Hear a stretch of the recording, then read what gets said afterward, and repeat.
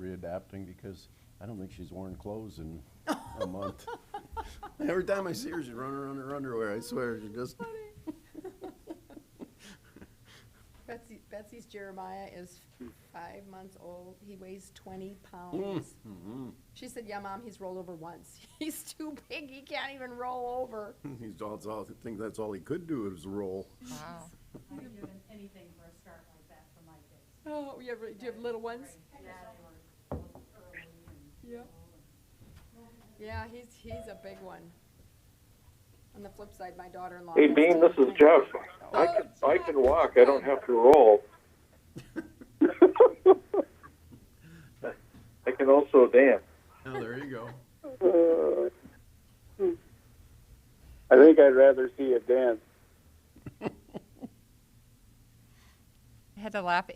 Andy Patterson and the Sioux Falls Community Foundation, their family posted an Easter picture, and their son is in my 6th grade Sunday school class, and they all were all dressed up, and I was like, wow, they got all dressed up on Easter morning, and it's like, you know, there's no church to go to, and then they posted the second picture, which is they're all dressed up to their waist, and below their waist they all still had their pajamas and stuff on. It was really hilarious.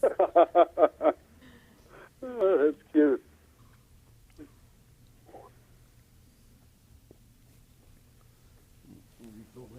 Our grandson's birthday was last week, and he just turned 14. And in the last year, he's grown 4.5 inches and gone to a size 13 shoe. Wow. My God. All right, well, we're live, and we're going to go ahead and start in 15 seconds. I wanted to get water. Guess I won't. I'll be fine. Go ahead, Cindy. I'll say pledge allegiance over there.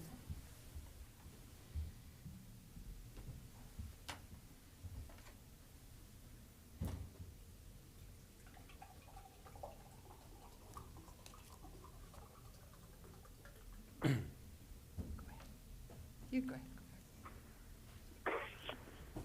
Well, good morning, everyone. I'd like to welcome you here to the meeting of the Minnehaha County Commission. For those of you who are not here, there's only just a couple of us in the room, so we're all very appropriately socially distanced, and we'll start with the Pledge of Allegiance.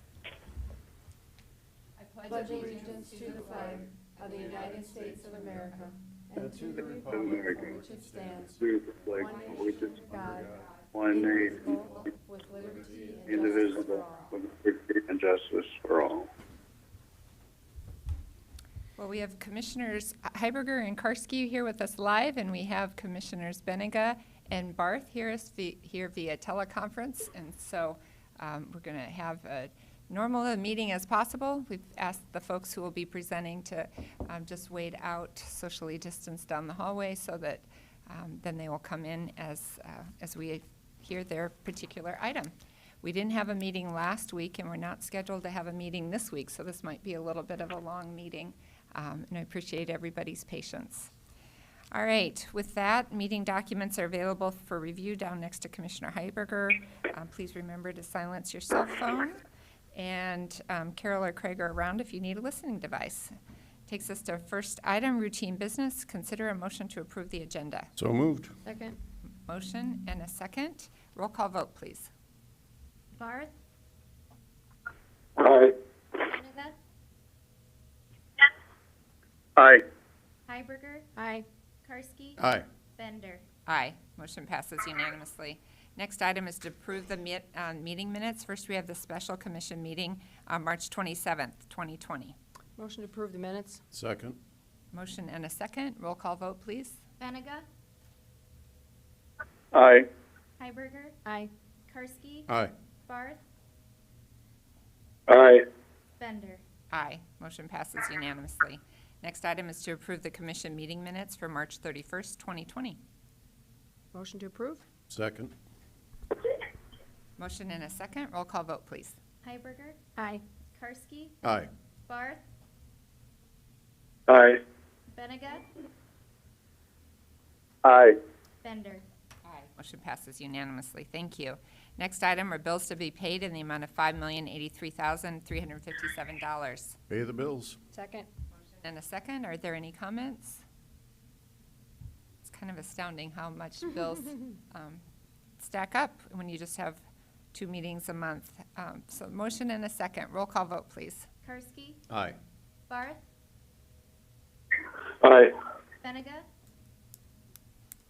Aye. Heiberger, Aye. Bender. Aye, motion passes unanimously. Thank you. There are a number of reports there that I'd recommend for your review, and we have Kim Adamson here from the Auditor's Office to do our financial reports for March of 2020. Good morning, Commissioners. We have our March financial results for your review this morning. We can start out with a look at our cash reserves as of the end of the month. Trish is going to pull up some charts for me. The first one is the general fund cash reserve. And if you just scroll down a little bit, you can see that our March cash reserve is at just over $9 million. That equates to about 7.5 months of operating expenses. As you're aware, March is historically our lowest cash balance of the year. You said months. 7.5 weeks, 7.5 weeks of operating expenses in cash reserves. April should be a high tax collection month. We typically, by the end of April, have about 45% of our tax revenue collected for the month. So the coming weeks are going to be the critical time for us to build that cash reserve back up. We are sitting ahead of where we were last year at this time, but we'll have to wait and see how April plays out to get a better picture. Kim, do you have any idea how it's coming in, whether it's tracking? So far in April, we are still tracking slightly ahead of where we were last year compared to budget.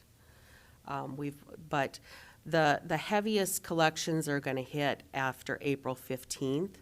CoreLogic, which is a big data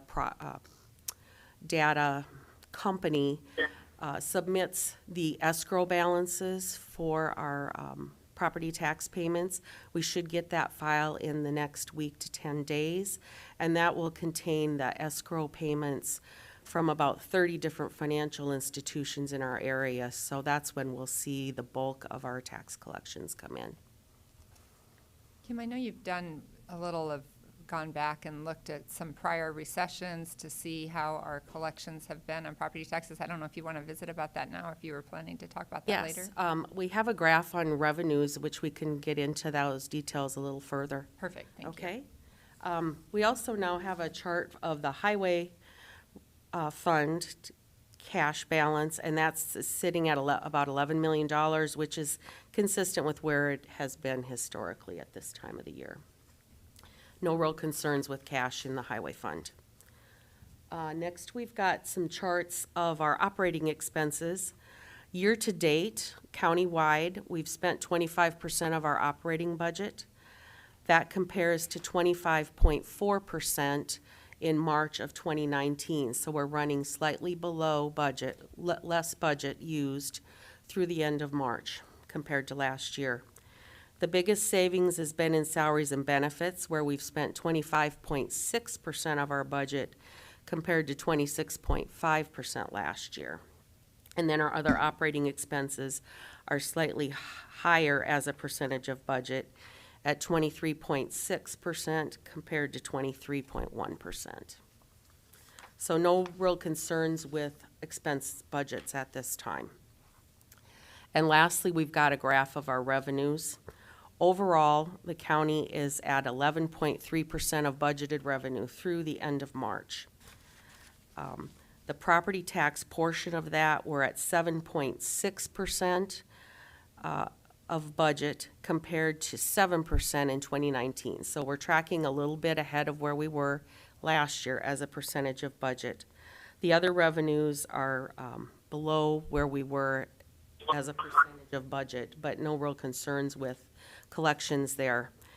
But if we want to talk about overall budget or revenue collections, historically, by the end of May, we will see collections of about 50% of our property tax revenue. And that has occurred pretty much without exception during recessionary periods or boom periods. Our collection rate remains very stable at about 50%. So again, April is going to be a critical time to see where our revenue collections are.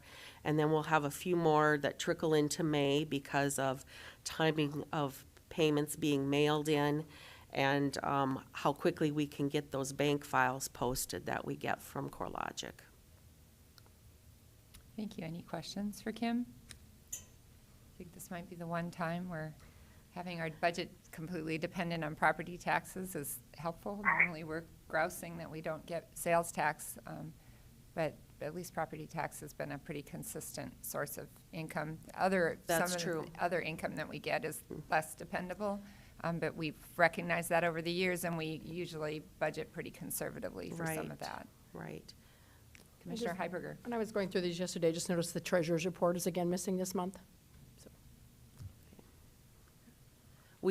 I know we did get some February reports from them, so Vicki will be assembling that information to bring that forward to the next meeting. Okay, so we're still behind.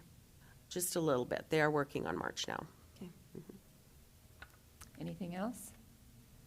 All right, thank you. We'll be interested to see your next couple. Oh, Commissioner Barth? It's been again.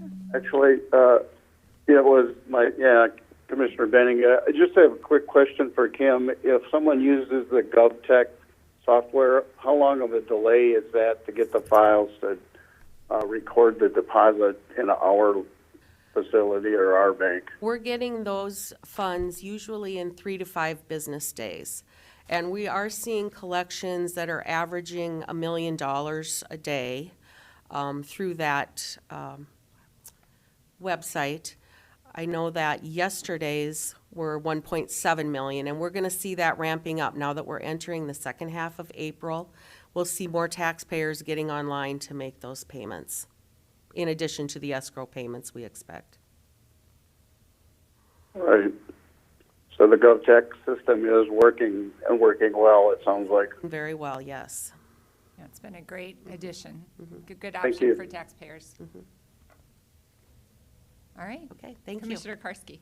And not for Kim as much, but on property tax payments, for those people that don't escrow, just kind of a information, and found out this myself, we don't have the ability or the authority to, well, we have the authority, but we have not authorized partial property tax payments. It would just be too big of a mess to try to distribute that every time. But if for people that do pay their own property taxes, they can go to the treasurer's office, I think in December or November of every year, and sign up for 10 monthly property tax payments, which to me is better than escrowing, but you can divide your property tax payments into 10 equal payments, and it has to be done electronically from a checking account. But that's just a good way to ease that burden instead of writing a check twice a year if you That prefer is to do it. correct. We'll set up 10 installments. The payments will be taken directly from your bank account, and then in April and November, those payments will be applied to your tax bill. Commissioner Heiberger. And that's not waiting till December of this year to pay this year's taxes. That's correct. You'd have to set it up in December That's of correct. 2020 to be paying your taxes next year. So this year's taxes are still due, and we don't have any discretion over that. That's right. The other complexity with accepting those partial payments, as Commissioner Karski alluded to, is that those tax bills are a combination of taxes levied by numerous taxing jurisdictions, one being the county, but it also has impacts to the city, the school districts, townships, there's road districts, the water district. So there's multiple agencies that are impacted by the timing of those payments. Absolutely. All good points. Anything else for Kim? All right, thank you very much. Okay, so that takes us to item 5, personnel actions. I'd consider a motion to approve routine personnel actions. Motion to approve? Second? Second, Benning. Thank you. So we have a motion and a second. Roll call vote, please.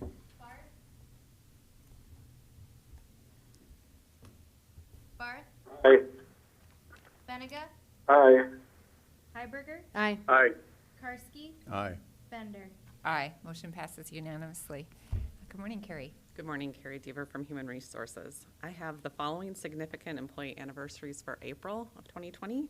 We have Michael Thompson in the State's Attorney's Office celebrating 5 years. Sarah Watchow, who's a victim of witness assistant, also in the State's Attorney's Office celebrating 10 years. Deb Kritzer in the Treasurer's Office celebrating 15. James Ness at the JDC celebrating 20 years. And Jason Igmanson at the Air Guard also celebrating 20 years. So a fairly short list for this month, but when you see those 20 years of service, it's very impressive. So our gratitude to those employees. Absolutely. Commissioner Karski. Back to the routine personnel actions under the step increases, number 6. I think there's a typo there. It says the pay is biweekly, and I think that should be hourly. You are correct. That would be a little high. So thank Yeah, you. that'd be a Or little low, low. rather. Yes. Yep. Thank you for pointing that out. We'll get that corrected. Okay. Anything else? I do have, oh, do you need a No, go vote ahead. on that? Okay. I've got the county volunteers for March 2020 as well. So we have 282 volunteers for March 2020, and that's throughout 9 areas of the county as well. So right in that ballpark of that 300. I can't wait till we hit it. Very much appreciate all that service, so thank you. All right. Thank you. So that takes us to item 6, which are abatements recommended for approval. Good morning, Chris. Good morning, Commissioners. Chris Lilly, Equalization. Yeah, before you today is actually 2 parcels, but it's 3 abatements. 1 parcel is for 2018 and also for 2019. So for the item A, first parcel is parcel number 32025. It's for veterans exemptions for 2018 property taxes, and we're requesting in the amount of $101.94. And also on that same parcel, again, 32025 for the 2019, again for veterans exemptions, in the amount of $1,718.71. Item C is also another veterans exemption for a different parcel. It's parcel number 53211, and again, it's for veterans exemption for 19 pay 20 in the amount of $1,757.00. So I have no issues with any of these and recommend approval. Any questions? Move approval. Is there a second? Second, Benega. I have a motion and a second. Roll call vote, please. Benega. Aye. Heiberger. Aye. Karski. Aye. Barth. Aye. Bender. Aye. Motion passes unanimously. Thank you very much. So item 7, notices and requests, there are none. Item 8, planning and zoning notices, there are none. That takes us to item 9, petition for compromise of lien. Melinda, good morning. Good morning, Melinda Storley, Commission Assistant. The action requested today by the petitioner is to compromise and release the lien in full upon payment of $2,500. Lien DPNO 61875 in the amount of $4,546.35 represents poor relief for $4,546.35 and legal representation for $1,200 from 2007 through 2017. Payments have been made totaling $1,200. The petitioner has been leasing a home for the last 4 years. The lease includes a right of first refusal clause, which will allow her to purchase the home before any other party. Dunham Company has informed her that the property will be listed for sale at $75,000 on July 23rd, 2020. And if she's not able to buy the home, she will be expected to vacate. She is a single mother with 3 children and has stated that she would like to purchase the home. She has started the pre-qualification process, but knows that she'll need to eliminate the lien in order to qualify and close on the home June 30th, 2020. She is currently employed at a local casino and earns $675 every 2 weeks. Her 2019 income tax wages were $21,068, and she received $9,606 in a refund. She lists assets totaling $10,965 and no liabilities. Thank you. You do a great job summarizing these. We really appreciate it. Any questions? there are no questions, Madam Chair, this is Jeff. good morning. Seems to me that this particular individual certainly is attempting to overcome significant difficulties, and that in this case, a $75,000 house is pretty minimal to begin with. And I really feel like we can probably do better than she's asking to accomplish this transaction. It is unfortunately difficult for anybody in this economy to make everything work, but I would hope that perhaps we might be able to help this person out more than the current level is a request. Commissioner Heiberger. I'm on the same page as Commissioner Barth as far as before this epidemic hit us, she was only making $675 every 2 weeks. She is raising 3 boys on her own, and I'm assuming that right now she probably doesn't have a job. And I think that it is in our best interest to keep her in her home if possible, because otherwise she's going to be back looking for assistance. And I feel like asking her to pay, she's already paid all of her legal representation. All that's left is poor relief. And so I would be in favor of asking for a minimal amount, if nothing, or even nothing. So, Commissioner Karski. Commissioner Karski. Sometimes when you read these, it can really tear at your heart. And I'm proud of, from what it appears this individual has done. She has paid off the entire legal fees, and there was poor relief. And typically we will forgive it if you pay off at least half of the legal fees, and she's already done that, and half the legal fees would be $600. I think we would be, it's an awfully generous offer on her part, but based on where she works and where the economy is right now, I think we'd be taking too much money from her, and I don't think that would be the right thing.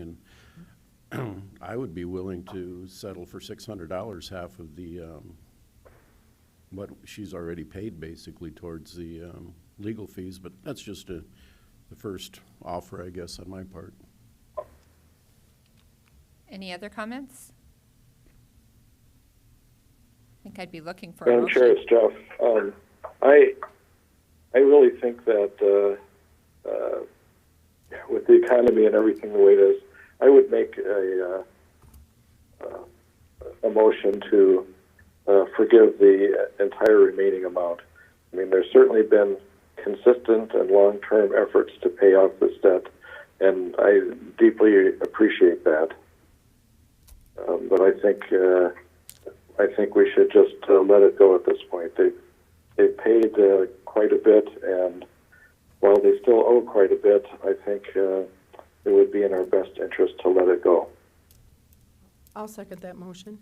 We have a motion and a second to forgive the lien in full. Any other comments?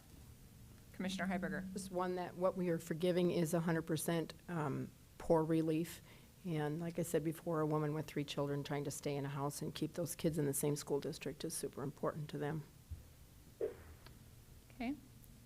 Anything else? If I might add to Cindy's comment there, a $75,000 house is not palatial, and if we had to put them up someplace, they probably would have a nicer place. But when you own something, you take care of it, you improve it, and we'll get this person back on her feet. All right, so we have a motion and a second. Roll call vote, please. Heiberger, Aye. Karski, Aye. Barth, Aye. Benega,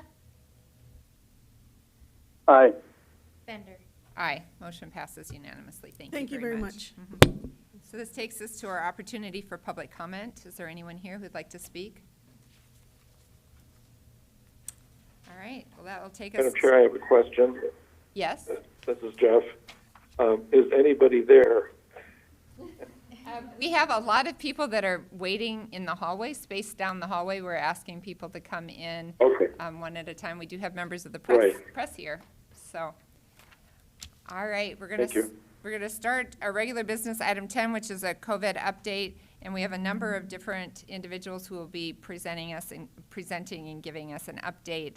As I mentioned before, it's been 2 weeks since we met. A lot has happened in 2 weeks. So first we have Jason Gearman with the Office of Emergency Management. Good morning. Hi, Jason Gearman, Emergency Management. Quick update, as I can see you're having several updates on this today. Cases in Minnehaha County, generally in the Sioux Falls area, are up considerably. I think yesterday there were 769, and we don't have the statistics yet for today. We'll get them when the state releases them around 11 to noon, sometime in that time frame. What we're working on over in the Emergency Operations Center right now is trying to find a model or something that will help people that need to be isolated. Some of these families don't have the means to leave or get a hotel room. If somebody's sick, for example, what do we do with that person to get them away from the rest of the family, especially if they live, in a smaller apartment with multiple people. So that's something that they're working on diligently over there right now. One of the things specific to emergency management that I've been dealing with is the Feeding South Dakota. We're setting that up at the fairgrounds. It's the ideal place for it with all the area. So what we have is the reserve officers, the police reserves, are going to be out there along with one of the sheriff's deputies, kind of directing traffic and helping Feeding South Dakota. And what this is there used to be several sites around Sioux Falls, and what they decided to do is get together and do it as one, and have one pickup point. So they organized very well in doing that. So that'll be on Tuesdays and Thursdays from noon to 8 p.m. You have to register through 211, and they suggest that you pre-register ahead of time. It'll make things go a lot faster than having to register when you drive up out there. So basically, if you register ahead of time through 211, you come in and you'll be pre-registered, and you go right through the line and get your food. If you don't pre-register, you go to a different line, and you'll have to register with 211 or a representative at that time. There should be more coming out at that about 10:30 news briefing. Other than that, I don't have much more as far as specifics to the COVID. It's just continuing to rise, and it's going to get worse. And we're hoping that that will stop rising soon, so we can manage the surge flow. Questions for Jason? Just for the public that's watching, Jason is part of the Emergency Operations Center. They meet every single day, and he's down there for the good part of every day. And that's the press conferences that you see often with the mayor speaking or Jill Franken. Those are giving updates from that group. So there's a large group of people who have organized in this Emergency Operations Center to work collaboratively to address these changes and to address the concerns related to COVID-19. So I really appreciate you and the sheriff representing Minnehaha County there and the hard work you guys are doing. Thank you. Anything else? All right, thank you. So we now have the elected officials of Minnehaha County that are going to come and just individually give presentations about their departments and the work that they've been doing to keep operating and any other updates they want to do. So I think maybe we'll just start with the sheriff, if the sheriff is out there. Oh, the sheriff is online. Good morning, Sheriff. Good morning, Commissioner Bender, and you hear me okay? Yeah, you sound great. Okay. So, first of all, maybe I'll just start off by letting the people that are listening understand kind of what's going on. And one of the things in particular, since Commissioner Bender was talking about, is the EOC operation, which is right in the lower level below my office. It's up and running every day. We're Jason Gearman with our Sheriff's Office Division of Emergency Management been as the commissioner indicated, they're frequently. I don't know if people recognize or realize how involved commissioners end up on this, but Commissioner Bender happens to have drawn the short straw once again and is the liaison for the sheriff. And so she gets regular calls in the late evening, early mornings, middle of the day. Always something going on here that I want to keep her apprised of, and also to seek her, for some guidance from the commission.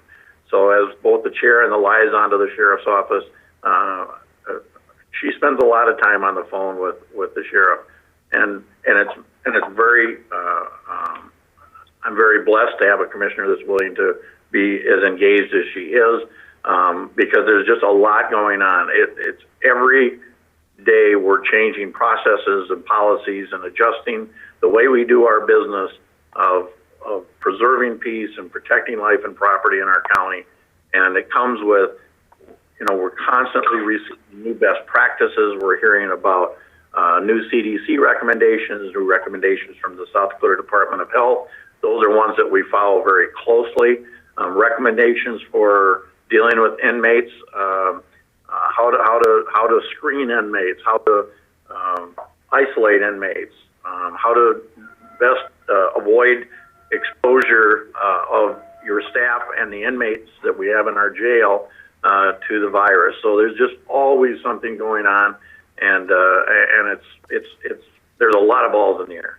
In our jail division, Warden Madsen is just doing an excellent job working with probably, I know that I've known I have professional staff, but they're really shining at this moment. They're showing up for work. They're doing their job. They're working hard.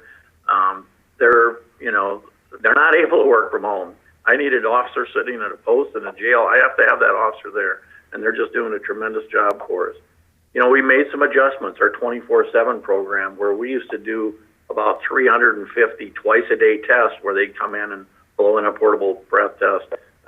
We transitioned the misdemeanor offenders off the program, and then all of the other people doing the twice-a-day breath tests have been transitioned off the twice-a-day, and they're remote testing now, through technology. So they don't have to come in and, blow into the little meter. And we've transitioned our UA, urinalysis, that we were doing about 1,000 a month. We've transferred those people into drug patches, and we've had just a great working relationship with our judges, and in particular presiding Judge Howman, Robin Howman. We're almost on the phone every other day talking about issues and how can we do things. We worked with the judge and the state's attorney, Crystal Johnson, and the police chief, Matt Burns, to look at our bond schedule, and there were adjustments made to bond schedules. So, offenses where typically maybe you would have gone to jail, now you're either receiving a summons or there's just a PR bond and you're not required to be held. So there's a lot of work in that area. We're having to implement some more protective measures at the jail. In particular, visitors that are going to come in and use our video visitation are going to need to be masked to come into that area. That'll occur later this week. We're going to be putting cloth masks on our correctional staff probably by the end of the week. And really the reason for that is when the greatest chance of that coming into our facility, of the virus coming in the facility, one of the greatest chances is staff that comes and goes, because they come and go every day. So they could bring it, and even if they're not symptomatic, they could have the virus and could spread it in the facility. So we're going to put cloth masks on our staff. We already do have staff using PPE and what we call pre-flight, or when people first come into jail. We'll be expanding that into our intake area as well. And then we work to screen and isolate inmates that are new inmates coming in. We work to try to get them into a separate housing area for up to 2 weeks before we move them into a regular general population. It's hard to do because we don't have enough housing units, individual housing units, but those are some of the things that we're doing. Doing telehealth for our mental health counseling, and that's working very well, and helps us with some of our evaluations as well. So, and we're, our healthcare provider, Armor Healthcare, has been doing a great job communicating with us. The doctors there have been working tirelessly to keep and make recommendations for us. Outside of the jail, we have our civil division, and our work just keeps coming in. Quite frankly, we still are, there's a lot of protection orders that need to be served, judgments, executions, subpoenas, so that doesn't slow down, and so we have our civil process people are continue to stay busy. We have our violent offender or warrants task force. They are focusing on high priority and felony warrants and domestic abuse cases. So, misdemeanor warrants are kind of being, held back a little bit, put on the back shelf. We're moving forward. We have plenty of felons that we're after, and so they're focusing on those felonies, and in particular working some of those domestic violence cases. Our detectives, their work continues to come in. That's one of the positions we're able to. A few of our positions here on the sheriff's office side have the ability to work from home part-time, maybe. Like in our civil division, doing their research and then coming in later to provide, to go out in the car and serve papers. So a little bit of that can be done, but most of our work needs to be at your post. Our patrol officers are staying busy. They're not stopping a lot of cars, quite frankly, because we want to be there in those communities. We want to be helping them with what they need, whether that was helping to deliver meals, or it was helping to deliver laptops to students, or it's being there and visible and present in that community for medical emergencies and other needs that they may have. So our patrol officers, obviously, we're providing them with additional levels of personal protective equipment. One of the things that our patrol officers have been asked to do and have been doing is they're watching for compliance with the governor's executive order on establishments like bars and restaurants that are not to have more than 10 customers in at a time. Early on, there was some issues with a few of the places that were kind of thumbing their nose, I think, at what the governor was saying. But once the governor put the word shall, we reminded those businesses of the governor's executive order, and they have complied. And so, we're very comfortable that out in the county, we're not having large gatherings in the bars. They're doing a good job. They're doing carry out and delivery of food at the door, and so they're still in business. Some of them have closed, but the others are doing their best to just stay afloat.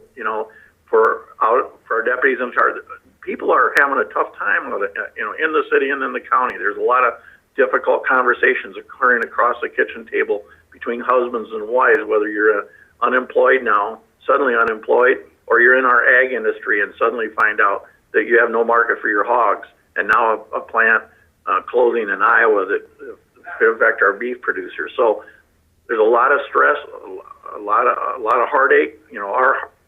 Our thoughts and prayers go out to the people who are suffering from that.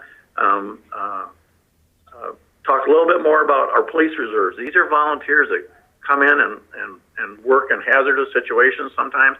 They've even stepped up to the plate. They'll be out there both for the Feeding South Dakota 2 days this week, and then for Pastor Hayes' Faith Temple food giveaway that they do on Friday. So they'll be out there directing traffic and help people that really need some food to get food. And again, I just want to credit, I have just tremendous staff, and we're getting tremendous thanks from our citizens when we, I can't tell you how many times people have said, thank you for being here. Thank your officers for being here and for helping out. And it's, this is unprecedented in our nation's history. And we are doing everything we can to do what the statute says, and that's, protect life and property and preserve the peace. And that's what we'll continue to do. Great report. Thank you. Any questions for the sheriff? Commissioner Heiberger. Just one. Sheriff, thanks for coming on and giving a great report. I'm just wondering what what type of contingency plans you have if you personally get sick and end up in the hospital. Well, hopefully the measures that I'm taking, which we're asking others to take, and that's, you know, do this, you know, wash your hands, social distance, wear a mask if you know, if you're going to be closer to people, and some of those things, hopefully that will prevent me from getting it. But the reality is I could get it just like anybody else. I have top command staff, whether that's Chief Deputy Gromer or Captain Walsh, Captain Phillips, Michelle Boyd. All of them are very capable to continue to run this operation should I be hospitalized for a period of time. But this isn't going to take me down. That's my plan anyway. Commissioner Heiberger. It wasn't because I didn't think that you had a plan. It was just more or less to let the public know. So thank you for your input. Any other questions for the sheriff?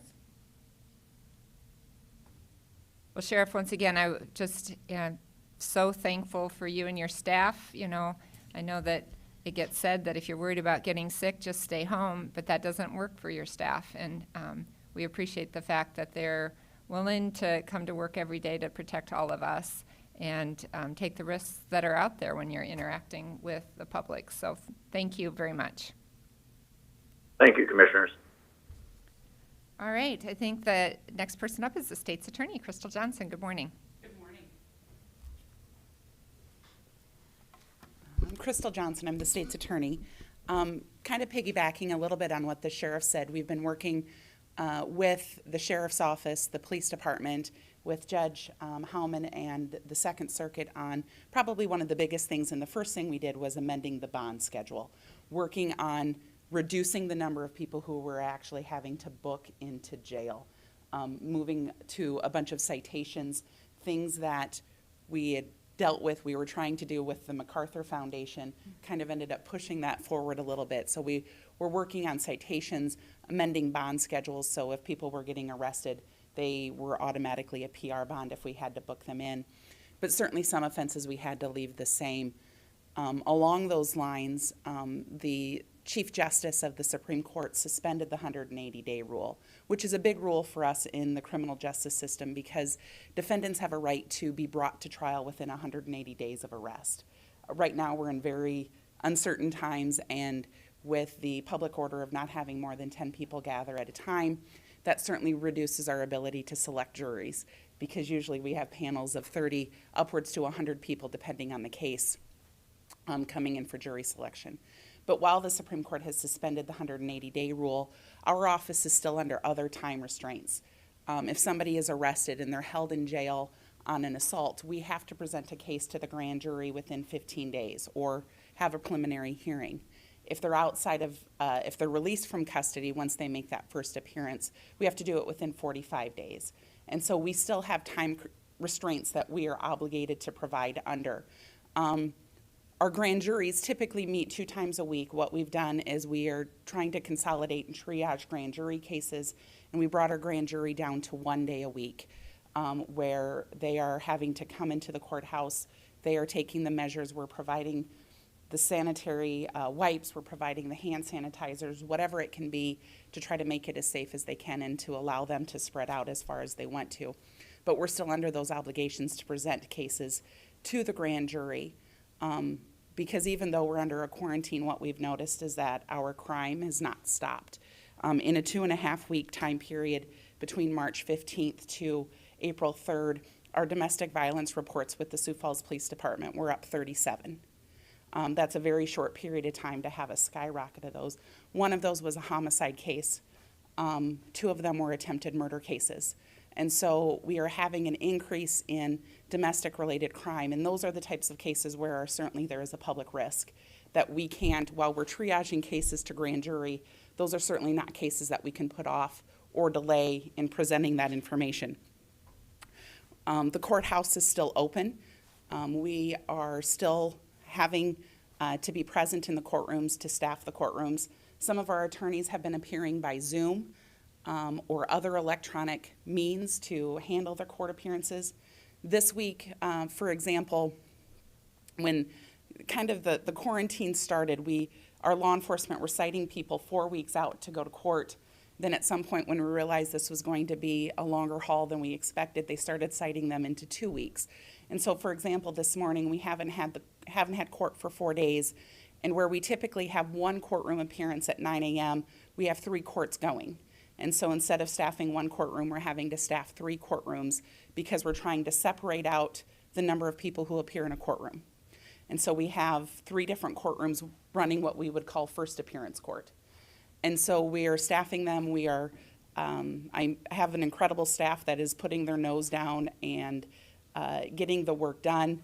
We had cloth masks that were donated to our office. The attorneys and the staff have all been provided a cloth mask that if they want to wear it, they certainly can. They are encouraged to wear it. We were able to find some of the shop towels to help use as filters within those masks. So we're providing those necessary care options that they can.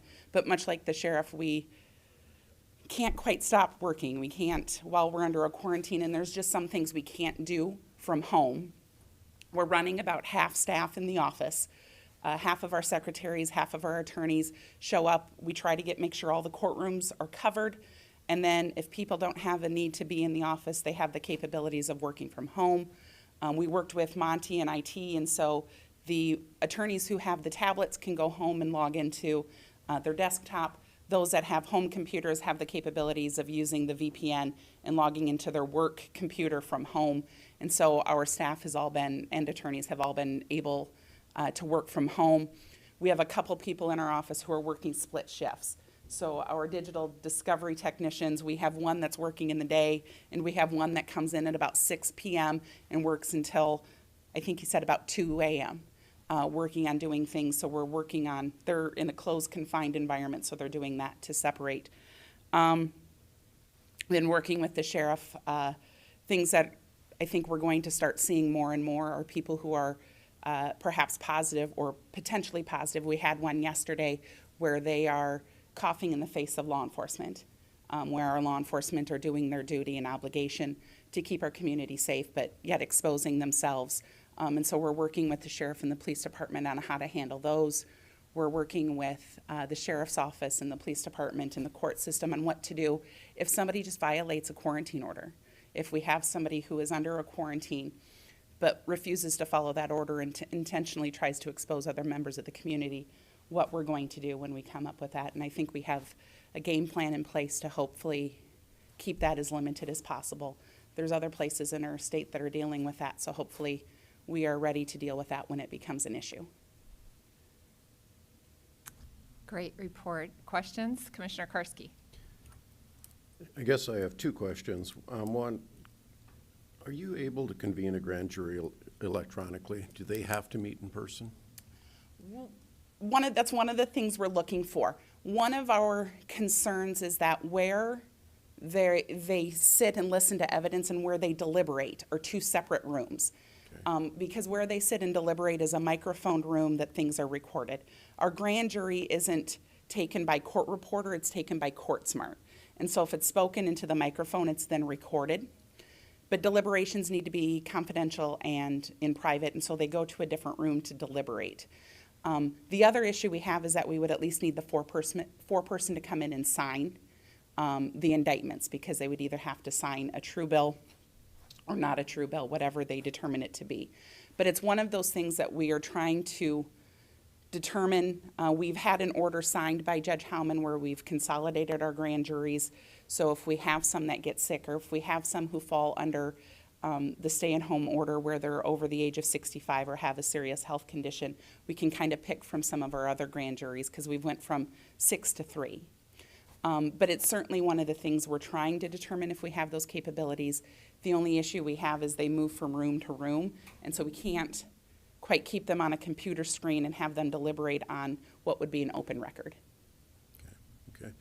I'm glad you're considering it. It's good to hear. And I know grand juries operate under a different set of rules. And every time they've shown up, I usually show up right before they get started, and I thank them for their appearance. And I think they are aware, as they sit and listen to cases for just short of 8 hours a day, that they're aware that while we're under a quarantine order, it doesn't mean that things have become safe and secure in Sioux Falls. Okay.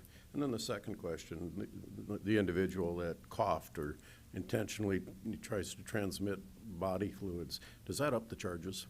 It does. Well, I think especially now that we're considered a pandemic, that what we know about COVID-19 is that it is highly contagious.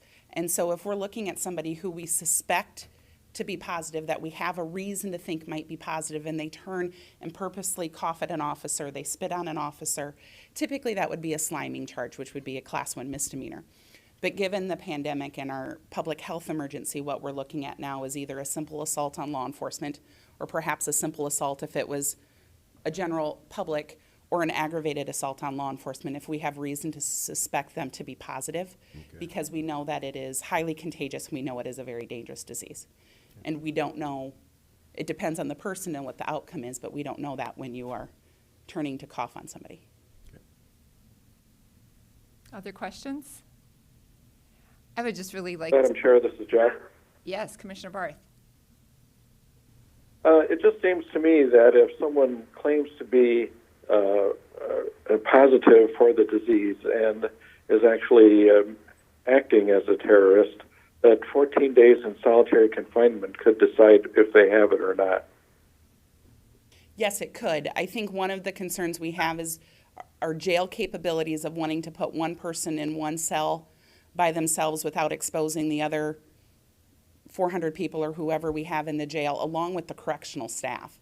I think our goal is to hopefully confine those people in a place where they're not necessarily in jail, whether it's electronic monitoring or something along those lines, where we're confining them without risking the other people, the correctional staff who have to be at work and are at work, and the other inmates who don't really have a way to get away.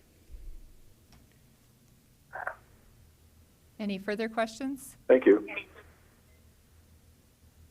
Well, I just want to commend you and your staff for the creativity. I've just been very impressed by the creativity that has been demonstrated throughout the law enforcement continuum, from the sheriff to you to Judge Howman in the courts. You know, I think while a lot of this is not pleasant, I think we're going to learn a lot of things that will allow us to do some things better after this is done. And so that is a little bit of a silver lining in this cloud, and I just really thank you and your staff for how hard you guys are working. I appreciate the steps you've taken to split your staff up so that if there is an issue, you know, we are no more immune than any other employer out there that has to have people working, that we are likely to end up with somebody that is positive. And I think the steps you've taken have really designed to protect your staff and protect the operation of your office so that people, if one person gets sick, it's not infecting your whole staff. So thank you. Thank you very much.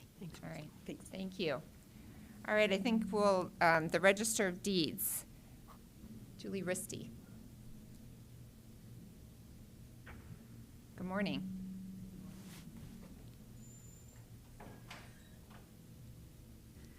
Julie Risty, Register of Deeds. In addition to following the 6-foot social distancing and the wearing of the gloves and the cloth masks as often as possible, regularly disinfecting all of our countertops and keyboards and everything else that's in sight, our office has probably never been cleaner than it is now. I'm very pleased about that. But at any rate, we've implemented some additional things to cut down on the number of people in our office and be able to increase the social distancing even more. So what we've done is we have 4 people that can work remotely from home alternately. We've altered the work schedules of others so that they can come in early and leave earlier. And so we're currently at this point in time pretty much conducting business at half staff, which allows even more distance between folks. And then, of course, since the building is locked to the public, no one can essentially come in, with the exception of the title companies, they are part of the critical infrastructure of the financial sector. So they actually are certified and can come in. They carry a card oftentimes that allows them, if they were to get stopped, they would be able to come in. And they are on an appointment basis only as well. And with that, they're scheduled times to come into our office And then even at that, they're just a limited number of people. Right now, we're down to one person per title company. And they have so long that they work in our office, and then they must leave and the next one comes in. So that we're able to still conduct business. Most of what we do actually does regularly come in by mail. The greatest percentage of the documents that we record come in by mail and by delivery through title companies. And so we're able to still continue doing that. When they come, they do wear masks and gloves, and I'm so pleased. They've been so compliant with all of our requests, and we just couldn't ask for more. That being said, we still need to be able to issue marriage licenses. That also is an appointment-only basis. And when people call, we try to tell them and ask them to complete the application forms and also the COVID-19 visitor questionnaire that they need to bring with them before they come, so that we're ready to go. We spend as little time as possible with them, and then we're able to have them leave the building. If that COVID-19 questionnaire, if any of the questions on there indicate they've had any exposure, then they would not be able to enter the building at that time, and we would have to make an appointment for them down the road a ways. Since land surveyors, appraisers, realtors, all the people that really rely on our records and come down to our office on a regular basis to do research aren't able to come into our office, that's really increased the amount of work that we do by email, mail, and phone, which we're more than happy to do that. Once our recording duties are done, then that frees us up for courtesy searches. And so we've made some arrangements with folks to contact us that way, which has been very, very helpful, having people work remotely from home, and they can process a lot of those requests by email. So we've been very pleased with that. They can even answer phones remotely from home, which has been a wonderful help. So I want to thank Monty for bringing that up to us. So that's been great. Requests for vital records can be mailed to our office, or they can call and request it by phone if they'd like to make payment by credit card. They may do that, and then the identity verification is done through the credit card process. So that's still very secure, and it's very timely as well. Can't think of anything else offhand. I guess the routing of Platts is also kind of interesting, because in the past, Platts are really critical to development. And right now, we're going through so much refinancing. This is a busy time of year for us anyway, but because of the low interest rates and people needing to refinance their homes for a variety of reasons, we're busier than ever, and the plats have to be delivered. We meet them at the door, take the plat and the fees from them, and then we take it upon ourselves to rotate it to the appropriate office and then back to our office for recording. So, Commissioner Karski. Julie, thanks for being, so flexible, and you've worked so well with your staff. What's the earliest your staff are showing up to work? What time do you have people coming in? We originally started at 6 a.m. Okay. Now we have people that are coming in at 7, so that may vary. It depends on what our workload is, how early they want to come in and need to leave. And we watch the number of people that are within our office, whether we may have 2 working remotely from home or 3 or 4, whatever the need is, that would allow them. Can a title company come in as early as 7 a.m. then? Yes. Okay, In fact, so you will take appointments that early? Yes. Okay, In fact, good. we actually do have one of the title companies that's coming in at 7 now. In today's electronic age, everybody, electronic documents are great, but we have to have the paper. Your office, is Correct. the paper record for everything that goes on. Correct. We are the record office. And if you want to get an authenticated record, it has to come from us. And so it's a matter of making all those records available, the books that are involved. It's so extensive. I would encourage, once the coronavirus is over, I would encourage anyone from the public to come down and actually see the records that we have. I know you have. Well, I think all of you have. But going back to the original field and survey notes of 1859, and those are still used today. So those, of course, even though we're attempting to digitize and get so many of our records, and that's been a huge help, because we do have so many that are digital, but we have more that are not yet, just because we have millions of records in our office. Bless you. Any other questions?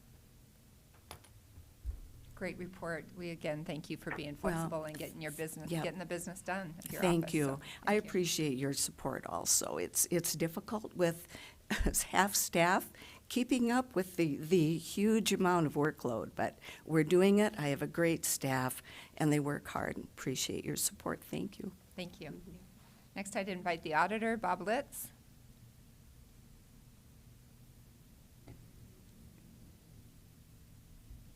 Good morning.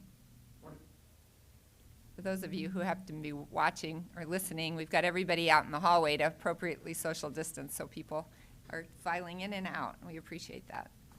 Yes, we're all queued up out there. Thank you, Commission, for an opportunity to tell you what the Auditor's Office COVID response has been. Down in the Auditor's Office, I have a total of 11 employees, and there's one of them that retires this Friday. So technically, I have 12, but we're down to 11. 4 of us come in every day. 2 of us are in elections. There's 1 AP person, and then there's 1 payroll person. So out of that, we've got 7 people working from home. And out of those 7, like there's a day like today where Olivia would have to come in. Kim and Vicky have been trading off depending on their duties. But everybody in my office at one time or another just about has to come down to the office to move some paper. That's just the nature of the business. But we've been split up a lot. The office is empty right now. If you go down there, I think there's 25 foot between me and my nearest employee. So Western Union and the internet have been the way we've talked to each other. You know, we're well spaced. You know, the 7 working from home, they're well set up. I think most of them have figured out, you know, the workarounds out of working from home as opposed to working down here. And I got to give kudos to I2 too. They've had they've done just a tremendous job of getting everybody hooked up out there. And my employees are really impressed by them too. So I don't think we realize how good IT is until we have a thing like this come up. So kudos to Monty and his gang. It's been amazing. So, you know, anyway, my employees, we have they come in for one day or a partial Saturday or a partial day throughout the week. It's at their discretion. You know, it's great to have the employees that we do because they know what they have to do. We also installed windows down our hallway, much like the Register of Deeds had a few years ago, and we really like that. Our Sani wipes and hand cleaning stuff. You know, when I stay in, I thought, well, this is a chance for me to pick up a guitar and start getting into some chords and stuff again. But my hands, I cleaned them so many times that they're getting cracked, and I can't really play guitar because it hurts. So my apartment is very clean too. I would tell you that. One other thing we did was, you know, for years the auditor's office has had the intergovernmental mailboxes down there where all the departments send somebody down to our office to get that. Well, we moved the mailboxes down to the mailroom, which sounds like a novel idea, and it was a real great thing. And so I spent a little bit of time down there moving things around and making it workable. You know, but the more I dwell on that subject of the mailroom, the more I see it as a mail distribution center, and why not a COVID distribution center? And I think I'd like to spend some more time thinking that mailroom through and seeing if we can't have more safety protocols in it than we currently have. Right now, you know, in the morning, you have the morning mail that comes in, and then it gets distributed, put in bins. If you've got you know, a lot of mail, some of it goes into mailboxes, but it gets distributed throughout. So we've got 3 people that work down there sorting out the mail. Everybody comes and gets their bins and takes it to their respective places, or it gets delivered. And then we've also got the intergovernmental mailbox down there. And then at the end of the night, the qualified pre-sort guy comes in there. So there's a lot of exposure coming out of that one room, and I think it probably merits some more thought to, you know, putting some protocols into place. I would tell you that one that we did put into place was that the people that sort the mail in the morning, they've got until 10:30 before anybody else can come in there. So it sort of breaks those groups of people up. But I still, that sort of thing keeps me awake at 3 in the morning. But like I say, we've got Sani wipes, hand rinse, and all of our things. The distancing in our office is being we're all conscious of that, and it happens. Conduct of our business. You know, the phone is a big thing that we do. We also do a lot of business by mail. We do a lot of things by online with our computers. And rarely, we might have somebody come in, but they've got to make an appointment. We got to know what it's about. You know, we get ready for them and get them in and out, and they stand on the other side of the glass. The big thing for my office, I think, is that we want to remain fluid and we want to remain open to other ideas and note the changing circumstances and adapt to them, whatever they're going to be. You know, 3 months ago, none of us could have seen this coming. So I think we just have to be nimble and keep open to new ideas to keep the safety of the county, you know, foremost in our mind and our employees. I also wanted to this is a personal observation. I wanted to comment on the unprecedented use of the word unprecedented, and I would like to put that in the garbage can for a while, along with disingenuous from a couple of years ago. It is stricken from my vocabulary, and I will do my best never to say it again. Also, on elections across the way, you know, we're doing the city in-person absentee voting, and it's pretty slow over there. We got it set up well. There's spacing in between. Tom Greco, the city clerk, and I came in one, I think it was a Sunday morning, and we set up some plastic shields and put a table in front of that. So, you know, we've got some basic measures in down there. Now, that said, on April 17th, if I get my ballots in time, we will start the county primary absentee voting in the same place. Okay, so I would think business would be a little brisker in there at that point, but we've got, you know, sandy wipes, the distancing, the voting booths are set out, you know, away from each other, and somebody cleans up after somebody comes in there every time. That's where we're at right now. If it gets really busy, I don't know if we'll be able to meet all those protocols that we're doing right now. I do have some misgivings about, you know, June 2nd date. I'm you know, watching, you know, as revelations come out from our health officials as to, you know, when are we over that peak? Some say it's not going to happen until the end of June. Well, June 2nd, we're going to have an election. So, you know, we'll just see how all that plays out. Also, we've been doing a lot of things on elections towards getting the ballots, setting up places. We're having trouble retaining people. There's people that are backing out of it. There's been a few places that have, precinct locations that have backed out. For the most part, we've been able to get some of those places replaced. Even the school, being there's nobody in there, has opened up a couple of locations, which we appreciate because that works out well. So I guess I'd open myself up to any conversation, any questions that you folks might have for me. Any questions for the Auditor, Commissioner Heiberger?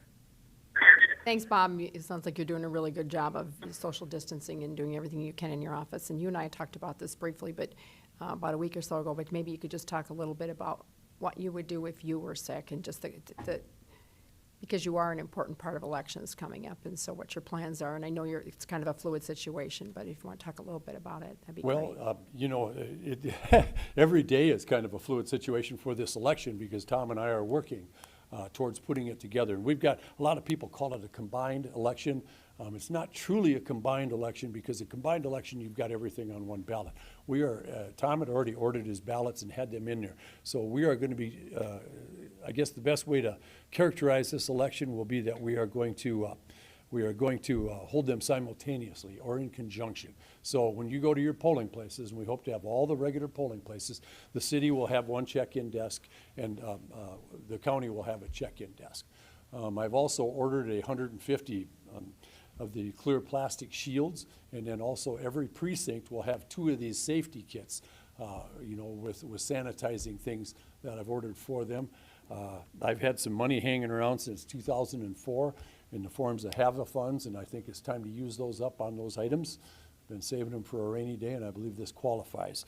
If you're looking for a order of secession from me, Cindy, you know, this is changing, fluid, it's all the time.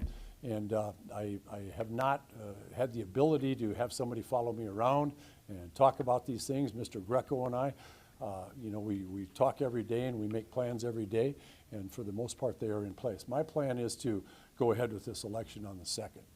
And, you know, at home at night, I've got a very clean apartment.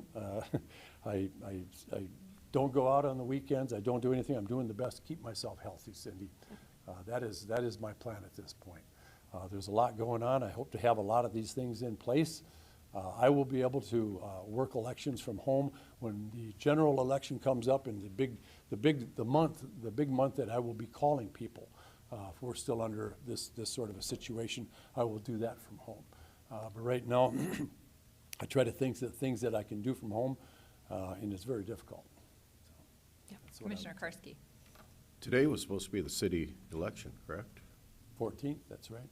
So it's going to be combined. That has to come to the county for approval by the commission. When will you see that? It does, and I'm glad you asked that because I had something on the agenda for this week to approve two things. Number one, the acceptance of moving the city school election to the June 2nd date. That was one thing. And then Tom Greco and I have also pulled out our old agreement, and we've tuned that up and customized it, and we would like you to go ahead and approve that as well. Now, I had it on the agenda for today, but then I found out that the city had only done their first reading on it, and so they're going to do their second reading on it, and so things were a little out of order, and so that's why I pulled that out today. Okay. Have you seen an increase in the amount of mail being processed? Are you talking about for your mail room? Yeah, I think there's probably more mail going on right now, and then we would also look for an uptick in mail for the absentee ballots with the Secretary of State's push for mail in everybody an application to get an absentee ballot. So yeah, mail has definitely gotten bigger for certain things, the election stuff, but the rest of it, I would make the case for that some of it has fallen off. And now I don't know whether that's other business that we associate with that's kind of, I wouldn't say dried up, but just slowed down. I'm just kind of more wondering about mail to like the Register of Deeds or to the Treasurer's office. Do you have any numbers or? I can't really speak to that. The Register of Deeds in particular, the Treasurer's office, I probably a little bit more in touch with them because we take mail over there, or we used to take mail over to the Treasurer's office every day so the QPS guy could come in the back door and get it. Well, the QPS guy goes down the hall now. As far as volumes go, I really can't comment on that. I don't have enough information to knowledgeably talk about that. Okay, just curious. What about your hours? What time, are you still 8 to 5? Are you letting staff come in? Anybody working weekends to kind of keep? Well, I've worked every weekend since we've been on this here. I mean, it's been an opportune time for me to do things without being troubled. Mm-hmm. Take, for instance, Thursday, we were waiting for the Secretary of State to give us certification so we could order our ballots, that all the court cases that were pending on this election were handled. And so late Thursday afternoon, I think it was about 4:30 or so, we got the word that we could order our ballots. Well, it was everybody in the state, every auditor in the state went on that website and tried to get on. There were also people from North Dakota, there were people in Nebraska, there were people in Minnesota working with the same company. So things were sort of chaotic, and the company we work with does an amazing job. It's called Sea Change. And man, I don't know how they do what they do when it's this time of year. But anyway, I tried getting on all day Friday.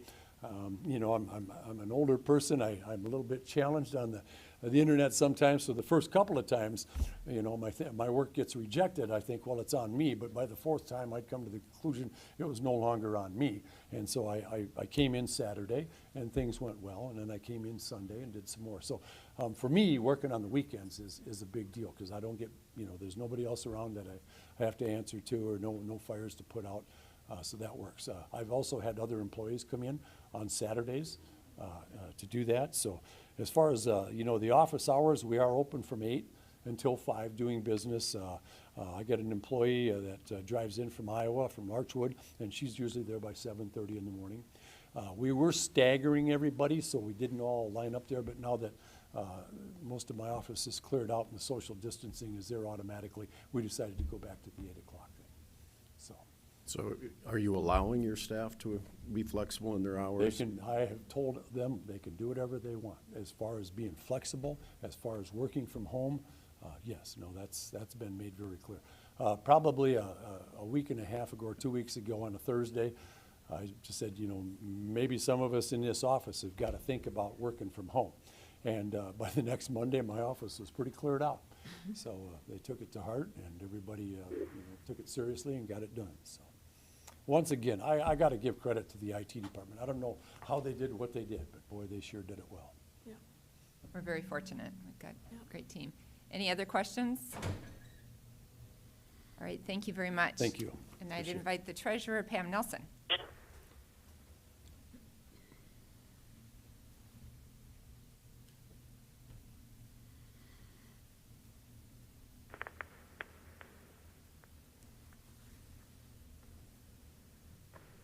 Good morning.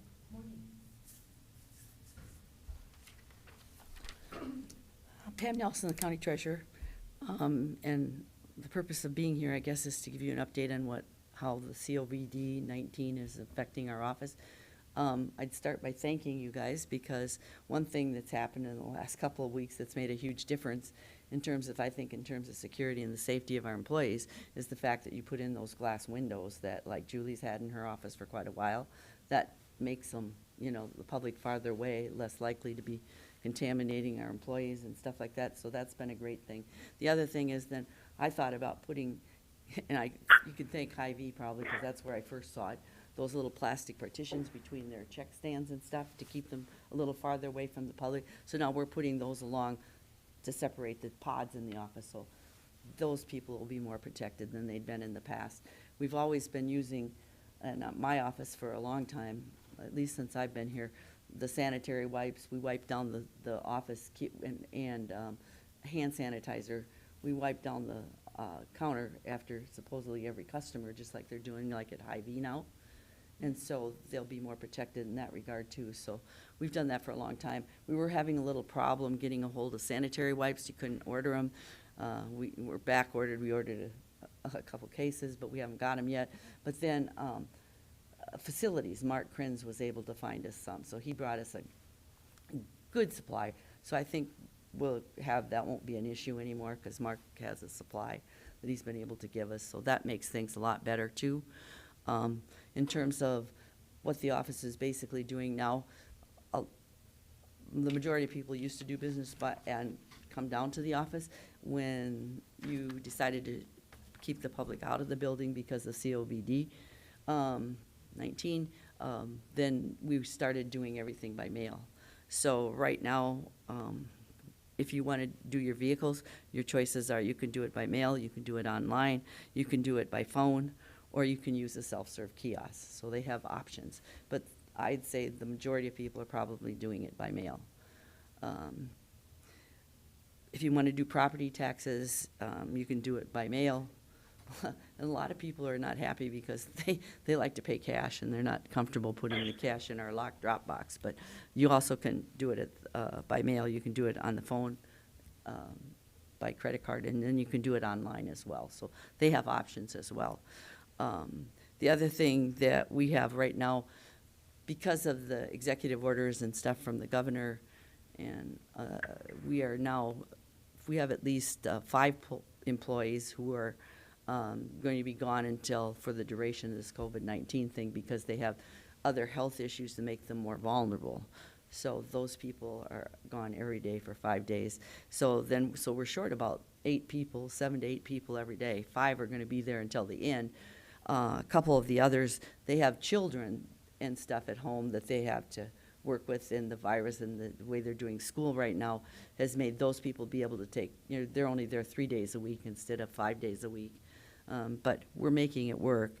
The other thing that's been a huge impact on the office has been the impact of Smithfield Food, and their temporarily cutting down their things. We've had a lot of calls inquiring about whether or not the county's going to defer or delay the payment of the first half of their property taxes, or maybe for the whole year even.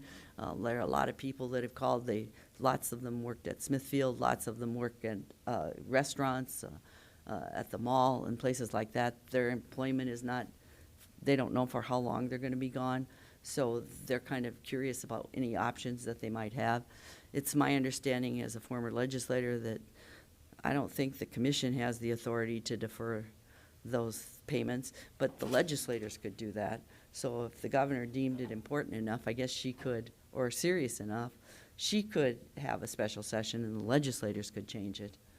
That's my understanding, but I'm not a lawyer and I don't know for sure. But given how, we don't know right now how long this is gonna be, maybe going down the road, that's something they might have to consider doing, or they would consider doing, just to help the people out. Like for you, it's probably has a huger impact on Minnehaha County than it does a lot of other, just for the fact that there are 3,700 employees at Smithfield and Sioux Falls alone. And we're third now, I think, in the nation in terms of COVID virus problems that we have going on in our states. So we're kind of unique in that regard, but it is going to have a huge, depending on how long it goes, impact on the county. Are there other steps that you've taken in your office to try to protect your employees in your operation to continue in operation? I understand you're a little short-staffed, so what steps are you taking so that if somebody is ill in your office and you have more people out, or they infect each other, that your office would continue to operate? Well, in some ways, the people that were short made it easier because we had another problem, because if you've been in our office, the people in those two pods, in a pod, they're too close together. But now that we have less staff, you can have one person in a pod, or and we're putting those glasses between the people, so that makes a huge difference too in terms of protecting them from the virus itself. We've heard other department heads this morning talk about staggering schedules, working weekends, working remotely. Are those things that you guys are implementing as well? Those are things we looked at. They're not really things that we've been doing. Can you explain why? Well, one reason is that we like to keep things the way they've been. The staff that took the jobs have children at home. They have to help with school stuff. They have to do their thing. And part of the reason they like to work there is because they work from 8 to 5. So far, we've been able to get the stuff processed, doing it the way we're doing it. We looked at doing stuff working from home, but there's really no way you can do that in our office. It all requires the physical stuff that we deal with there, like license plates and titles, and we need that paperwork. Commissioner Heiberger. So we have people that are at home. Have you looked into having some of those people do some of the phone calling that's coming into the office? Everybody has said that's come in here how amazing IT has been, and that we could transfer some of those phone calls to home. I know by looking at the logs, we're having a significant problem with phone calls being dropped in your office, and it's actually gotten worse since this has happened. We don't have people standing at the window, but yet we have less people answering the phone. And so could you use some of that home time that these people are having? They could log onto the phone and answer questions, and even by extending the time frames that the treasurer's office would answer phone calls would be helpful. And so have you thought about some of those options? We've looked at it. We don't see that they're necessarily feasible or make us more efficient. So you don't, And Commissioner I guess, Karski? huh? I guess since you brought up the phones, and I was going to ignore it, partly because I found out by accident yesterday that the commission had ordered IT to put a different message on our phone. I would say it wasn't by accident. I would say that we called you and told you specifically that we had done it across the whole entire campus. And so you weren't singled out. This is, every department has it, and it wasn't by accident. You received a phone call from me. It's my perception then that the commission doesn't really have any control over how I operate my office. You control the office, and you control the building, and you can control the budget. And the budget does have a significant impact on how I run the office because it involves the staffing in my office. And I guess that when I started in this job, people were waiting 2.5 hours, 2 hours Pam, online. I think I'm going to interrupt you because Commissioner Karski had a question for you. Well, not as much a question as I'm appalled. Your refusal to work with your staff and be flexible for the taxpayers of the county. Do you have an email where people can email in questions? Answering the phone, you no longer have lines down the hall. What are people doing? They're sending things in on the mail, and they're calling us on the phone. But I have the phone logs that we could show you, and you could go through It's not significantly different than it's been. We have the phone logs. They've been provided to us. All right, And we so- know that the number of calls that are not answered at all has increased since the building was closed and you're not dealing directly with the Well, public. they're not answering at all because they choose not to get on the phone and stay there. That doesn't explain why it would increase. We're not, while you're we're not dealing not with the answering public. the phone. And we have 3 people doing it now, all the time, most of the time. It may be when a break or something when you don't have all 3 lines, but if you look at recently, most of the time there's 3 people answering the phone. Commissioner Barth and Benega, did you have any questions for the treasurer? I don't really have a question. I just have a statement. I guess I think that customer service needs to become a priority for the treasurer's office. Unfortunately, flexibility is not being addressed. I think that there needs to be some changes to be more efficient, and I hope that because you have the responsibility, you'll get those things accomplished in the next few days, because frankly, that's what the taxpayers expect, and they're not receiving it. Well, I think that we have significantly improved customer service in the treasurer's office. Apparently, nobody around here cared about how long people waited in line in the past. I have 1 more employee than I had the day I started, and we've reduced times waiting in our line from an hour and a half to 2 hours, now down to 15 or 20 minutes or less. So, I mean, I think that's a significant improvement. And I did even do Saturday hours to accommodate the public when they didn't have some of the options that they have today, like self-serve kiosks. So I think we did care about the public. We do listen to what the public says.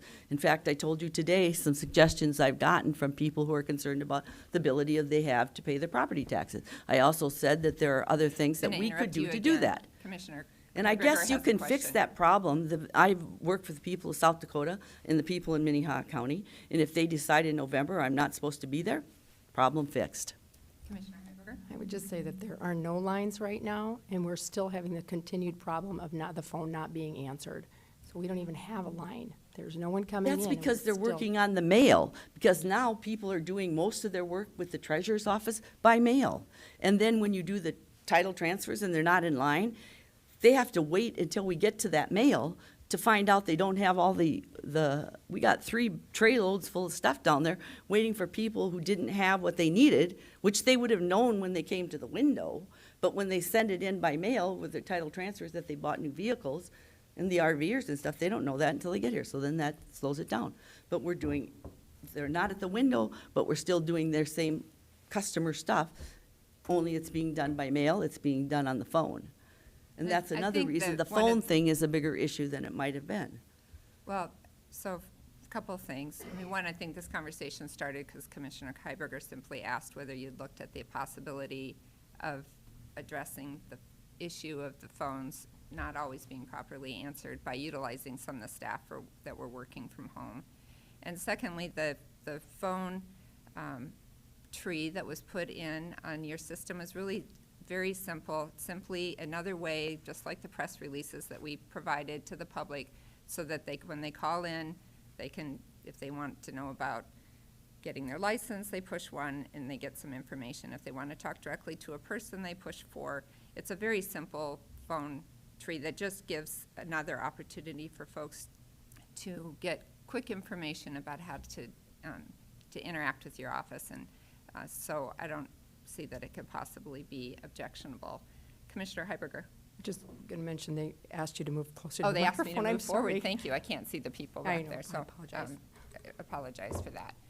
Are there any other questions for the treasurer before she leaves? We would just really encourage you to try to be creative and innovative. Listen to your peers who presented a lot of really great ideas here today, to try to make sure that your staff, we're just really concerned about your staff, and that if somebody does get sick in your office today, that it might take down your whole office, which would be very detrimental for everybody in the county. And so we're just trying to provide opportunities and ideas to work with you to do that. Well, I told So- you, we took significant changes have been made to protect our people. The windows, the kind of windows that are there, the division between the pods, we've been able to, because we don't have everybody there and people are not customers at the window, we can put them at desks in the back, they can do that stuff, so they're staying there 6 feet apart. They have plastic gloves that they can wear and masks if they want them to wear. But when you're 6 feet apart, I'm not sure. But Every we've other tried- department has been able to incorporate situations through schedule flexibility or through working remotely so that not all of their staff is working at the same time. And that's, I think, what Well, we're we're about concerned the about only in your- office in this county that sees almost every person in Sioux Falls. Bob sees them temporarily during elections. Julie sees them too, but her numbers are not nearly the same numbers of people that we deal with on a daily basis. And we've made significant improvements on the customer service that they're getting at our window. So, Nobody's getting customer service at your window right now, Pam. So, Well- thank you, though, for coming this morning. All right, so that takes us to the next item, which is equalization. Crystal is here to give us an update on the equalization social distancing plan. Good morning. Good morning, Commissioners. Again, Chris Lilly, Equalization. Yeah, basically what I wanted to touch on today isn't my office staff and our workings. If you want to know any of that, it really is unchanged. We've got 23 people. I've basically got 5 people working in the office. All the remainder of those are working remotely at this time. So we're doing the best we can. It's been a struggle with this appeal season. So what I wanted to touch on was the County Boards of Equalization, which actually goes into effect beginning today. Today, however, there will be no appeals heard. This is simply technicalities and move-throughs of processes of the board to approve the exempt list, the discretionary formulas, the tax moratoriums, the energy credits, all of just the stuff that goes with our job that really is not in disagreement with anybody. So that will begin today following the commission office. So we will have 2 people at the door in case anybody wants to come for public comment. I'm really not anticipating anybody to do that, but in the event they do, we will log them in and escort them up here for that portion. Our real appeals will begin on April 29th and 30th. We had scheduled the April 20th as an overflow day. Right now, we've extended the 29th and 30th by like 15-minute increments, and I believe currently, unless something else comes in the mail, we'll be able to fulfill the county boards within 2 days and not need to utilize the 20th. On that note, we have actually reached out to every appellant that we have scheduled via phone to touch base with them. Again, as I stated in my memo that I submitted to you folks, not everyone is going to want to stay away, and I want to leave that up to the appellants. Some of the appeals is in the power of their presentation. So I can't tell anybody stay away, call in, but in that event, we gave the options. We've made it clear if they didn't want to be present for fears or concerns, or for any reason for that matter, to send us their information if they wanted to disseminate it. We're going to make copies of their information, so we will call them during their appeal time, and you folks will have any documentation that they have provided. So as they talk through that, you will be able to follow along with them. Our side won't really change. Right now, as it stands, we've got 23 people that are planning to come in attendance, and currently 20 that are planning for us to call them. We've got 5 undecideds or others. A couple of those others are ad-omitteds. We've got 2 properties that are doing an ad-omitted. There really isn't any appeal, but we have to schedule them through that process. A couple of other ones are going to check with their wives or someone else to see if they want to come in or not. So we don't have a fully compiled list yet. But the ironic thing about that calling, since these folks had just very recently made their appeals and they write their phone numbers down, and again, that was another confirmation. If we're going to call them for their appeal, we want to make sure the phone number's right. We've got a couple of them that are disconnected already, so I don't know. We're going to try and make means on those ones right now. They've been notified via mail of their appeal time and the location, so if we're not able to make contact with them telephonically, then we'll go on the assumption that they've been made aware and hopefully show up and be present. Anybody that is here, though, again, we will escort them in, log them in, and again, keep them social distance during their time and take them out unless they wanted to request to stay. So, Commissioner Heiberger. So we only have about 50 appeals total for 2 days? Commercial, I'm not sure. Commercial, most of those are not part of this count. I should have clarified that. This is all our residential stuff, with a couple of commercial mixed in there. Most of the commercial stuff is usually done through tax reps at the county board, so, commercial is in there. We're still 2 days, everything. I'm not sure on the total number with commercial, but 2 days we're looking at. Any other questions for Chris? All right, I thank do have you. one Oh, other thing, though, Sure. if I may. Not related to that, but our job is kind of a thankless one, especially this time of year. So I wanted to share with the board that Dave Powers, one of my appraisers, we received a very nice card from a taxpayer out there, and I'd like to read it. It says, "Dear Dave, I wanted to thank you again for taking the time to come to our house to reevaluate our current tax appraisal. We both appreciated your recommendation that was more in keeping with the neighborhood and the condition of the house. Thank you so much. Additionally, I wanted to say how impressed we were with the caring way you handled our concerns. It meant a lot to us, and thank you for being such a special person. God blessing to you always, Larry and Carol." So, again, we don't always get thanked for our job. We do our job. We do it, ethically and honestly and fairly, and not everyone sees our work as beneficial to them. So it is nice to get things like this. I've told him to cherish this. I've been doing this 15 years. I've been told thank you a lot. I've never had somebody take the time to mail me a card, so. All right, thank Thank you. you. Yeah, it's a good reminder of the power that a simple thank you can do for folks, especially during these times. All right, that takes us to item D, Minnehaha County Public Use of Parks. Scott Anderson, good morning.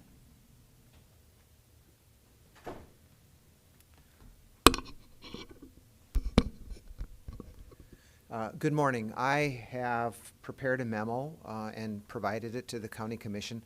Once again, Scott Anderson, Parks and Planning Director. I am seeking the County Commission's guidance and sort of a consensus on what we would all like to do with our parks in particular. As I indicated, excuse me, in the memo, it appears that the city pools will probably not be open, and as we know, all of the city parks are closed. And my concern is that as the weather warms up, and we're still in the last little bit of winter, but as the weather warms up, it is likely that we will have people congregating on the beach at Wall Lake, especially youth, because it is just going to be a very attractive location for people to hang out. So my suggestion is that we probably close Wall Lake Park until further notice. And we would, like the city has done, we would probably put some yellow tape around our excuse me, 3 picnic shelters. So we discourage people from using that facility or the picnic shelters. We would keep the parking lot closed. However, this is going to open up another whole set of issues excuse me, for the county to deal with, and that is we're probably going to have people parking on the roadsides, and that has been an issue in the past for the residents out there. And we're going to have garbage that we're probably going to have to pick up, because people are, if we are sending, or people are out there, they're going to litter. I mean, it just is the nature of what people do. There's going to be beverage bottles, cans, stuff. So there will still be activity out there. We will need to mow. We'll need to clean. There is continued maintenance on our buildings and equipment. So I thought we could have a discussion today on what we all would like to do. And I know this is very fluid, so I'm open for a discussion on how we would together like to proceed ahead with this. Commissioner Heiberger? Thank you for bringing it forward and be thinking proactively. I'm not interested in doing anything with it at this time, and I just think that it's still cold, and I think we need to wait and see how things continue to pan out in the city, and I'm not interested in closing the park at this point. And I appreciate that. I can run with that. I just wanted the direction on, and have a discussion, because I guess I will omitted to let you know that I have reached out to the Girl Scouts, because we do have a long-term lease that they use a great portion of the park for summer activities, and that lease also is opened up, includes the Y, and they will maybe be having camps there. I have talked to the people in charge at the Girl Scouts. They have not made a decision yet. And I think that we have some representatives here from the Girl Scouts if you would like to discuss this, because we have partners in this too.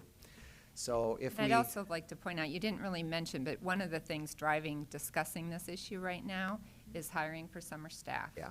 Because it is the season when we would start hiring.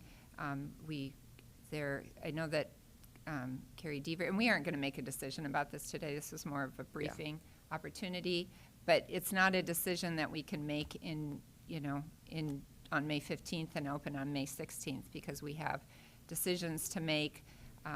Given the fact that we're hopeful about how our property taxes and budgeting is going to come in, but hope isn't a plan, as I think people have been very common to say recently, that we do need to think through. The city has put a freeze on all hiring right now. We have not taken that step, but we have been really talking to the folks that do hire summer help, because there's a whole issue that goes into play anytime you add somebody, and all the responsibilities that go along with that this is a decision that we will likely need to make at our next meeting at the end of April. And we need to think through particularly the hiring issues. So Commissioner Karski. I'm of the same thought as Commissioner Heiberger, that it's probably too early to make those decisions to close. I mean, I would agree that if we could do stuff to maybe discourage people from coming out there, like if we have picnic tables under the shelters, to stack them up and put padlocks around them so they can't be used, that type of thing, to more discourage instead of just outright prohibiting that type of thing. I mean, people still want to get out. They want to go for walks. You're right. People are, especially the youth, they're going to be at the beach. I mean, and by the time they can go there, it'll be the 1st of June, and I'm hoping that, at least for our area, most of this is behind us by that point, and I think we would just be, chasing something that we don't have to chase anymore. Well, so.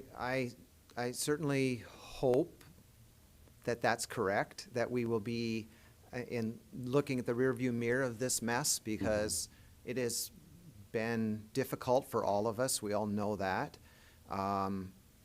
And Commissioner Bender is correct. The grass is not going to stop growing, and luckily, or unluckily, we have had snow, and it's going to be chilly for the next 2 weeks. So looking at the forecast, it doesn't look like we're going to have a big warm up, which is going to cause that grass to start growing. The other thing that I should let the county commission know is that of my 5 summer temporary people that I hire, all of them except one is over 65. So I couldn't even get anyone started until the 27th, I think, is the start date again for anyone over 65. And I'm honoring that, and certainly current start date. We have to wait and see how that flows.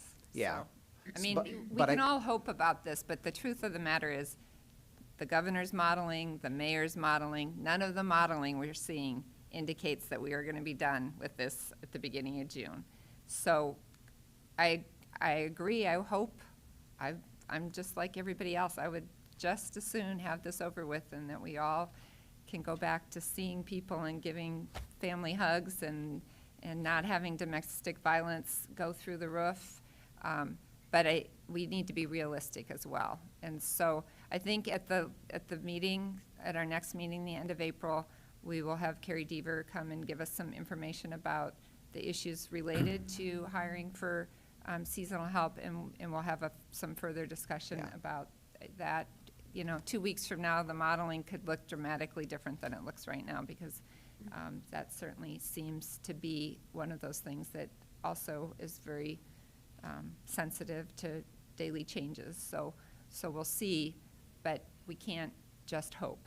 That's not our plan here. Well, So- and we will start receiving reservation requests for people to reserve picnic shelters for family get-togethers, events. I mean, we have groups of people like Corvette clubs and parties and weddings and all kinds of things. So we will start getting requests to start, and people pay.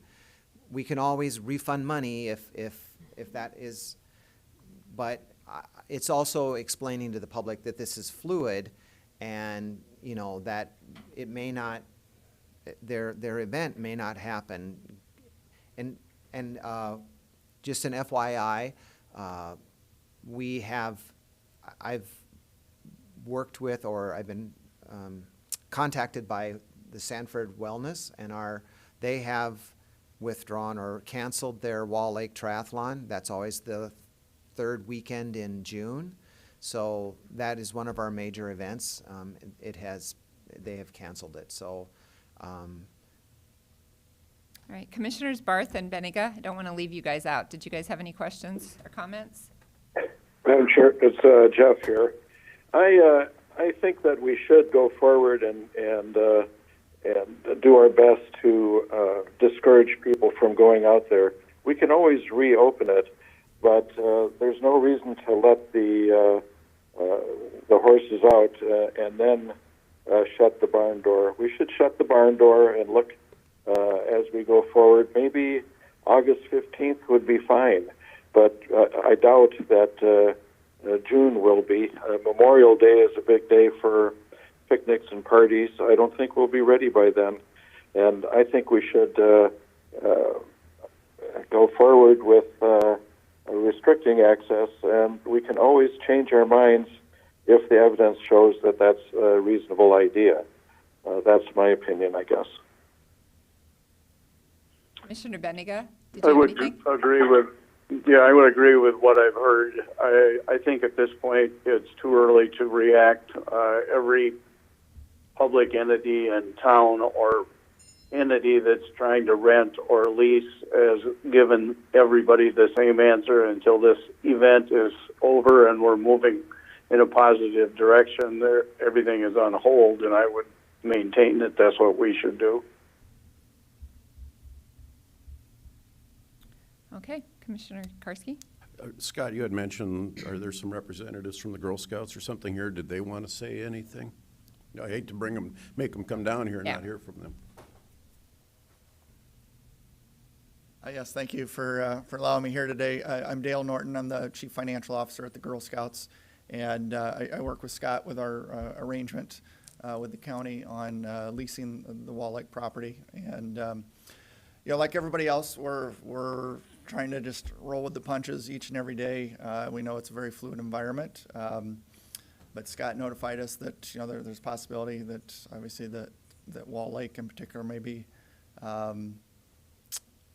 not allowed to open up, which would certainly affect our use of that property. From the Girl Scout perspective, right now we are not doing any in-person camps or any activities, whether it's at a camp or at any of our service centers through the end of May. We're still discussing, what the summer's going to look like. Our programming area is doing a lot of really exciting things on offering virtual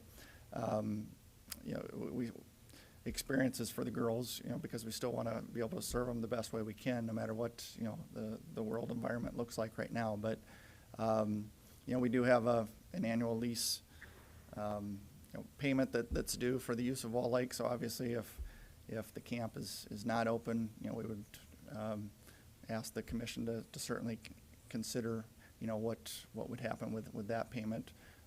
But we certainly respect, whatever decision that the commission and the county makes, and we'll certainly follow along. I understand that, it's maybe a little too early to make decisions at this point, but we appreciate being involved with it and having a say. But I don't know if you've got any questions for us, but we're still deciding, what the next several months to the next year looks like. Well, thank you. Thank you very much. Any questions? All right, thank you. All right, well, thank you, Scott, for coming. And I apologize, Judge Hellman, I just realized that you have court at 11. And so if you want to visit as long as you're able, if you want me to move you to the end of the agenda, whatever works That's all better for right. you. I'm here, so let's Okay. just move forward. I was asked to kind of fast forward my presentation to our pandemic response, and so I'll do that. And then if you have any questions about the materials that were at the beginning of my presentation, I'll be happy to answer those. Of course, the state declared the Chief Justice declared a judicial emergency on March 13th. And following that, we made some changes by way of standing orders to the proceedings that are conducted in the Minnehaha County Courthouse. These also included Lincoln County as well. The first standing order that we issued was on March 16th, and that basically excluded anybody who falls within those well-defined sick categories, people who had traveled to areas of widespread distribution, people who had tested positive or lived with somebody who tested positive, people who had a cough, a fever, or other signs of illness. And so we excluded those people from the courthouse, and we also encouraged our vulnerable populations to ask to have either remote appearances or to have court hearings reset.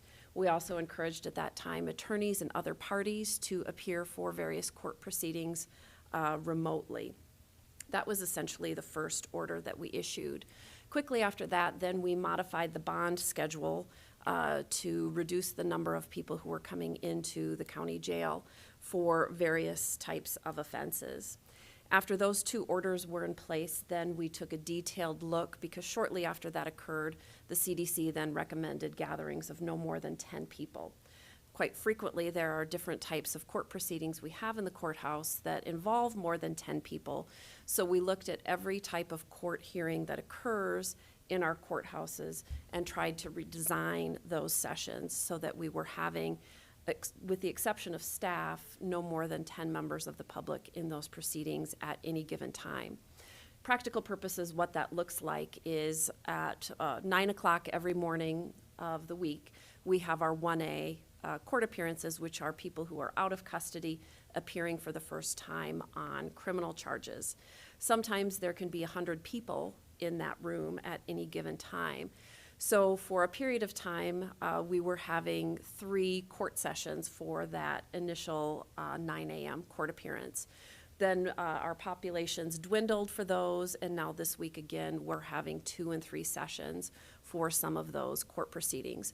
We also have a host of other proceedings that would have more than 10 people, so we've redesigned those and scheduled them in a way that we can reduce the risk of people coming into the courthouse and being potentially exposed. The next standing order that was issued really essentially required people to wear masks in the courthouse. That appeared and applied to members of the public. It didn't apply to my staff. It didn't apply to attorneys, and it didn't apply to inmates for the county jail. Frankly, because we don't have any resources to provide masks for any of those individuals, but we did require some type of facial covering for people coming into the courthouse. We also, in the last couple of weeks, tripled our ability to have remote court appearances. We frequently have proceedings where no one appears in the courtroom besides the judge and perhaps a clerk and a court reporter. All of the parties are attending by a variety of remote means. We've also increased our cleaning efforts. Not only the cleaning staff, but actually court staff is doing a really good job of making sure that areas are cleaned. At the beginning of the outbreak, we also did review all of the people who were in the Minnehaha County Jail who met any of the vulnerable categories, and I personally reviewed each and every one of those inmates to determine whether or not it was appropriate to continue to hold them on bond or to make modifications to their sentence in order to have them released. You probably already heard from the state's attorney and the sheriff that we also made significant changes to the 24/7 populations.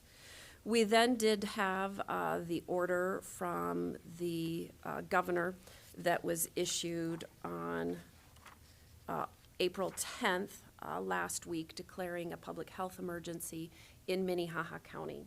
So over the weekend, that caused us to do some thinking and some planning.